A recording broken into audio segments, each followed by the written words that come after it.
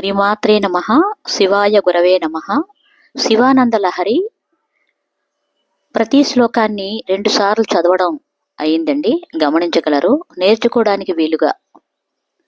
కళాభ్యాం చూడాలంకృత శశికళాభ్యాం నిజతపఃఫలాభ్యాం భక్తేషు ప్రకటిత ఫలాభ్యాం భవతు మే.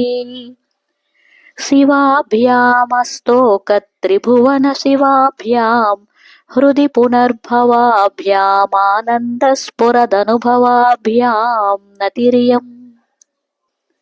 కళాభ్యాం చూడాలంకృత శశికళాభ్యాం నిజతపఃఫలాభ్యాం భక్తేషు ప్రకటిత ఫలాభ్యాం భవతు మే. శివాభ్యామస్తోకత్రిభువన శివాభ్యాం హృది పునర్భవాభ్యామానందస్ఫురదనుభవాభ్యాం నతిరియం.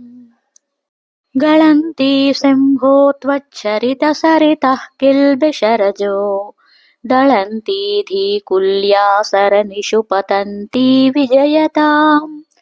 దిశంతి సంసార భ్రమణ పరితాపోపశమనం వసంతి మచ్చేతో హృదభువి శివానందలహరి. గళంతి శంభో త్వచ్చరిత సరితః కిల్బిషరజో దళంతి ధీకుల్యాసరనిషు పతంతి విజయతాం.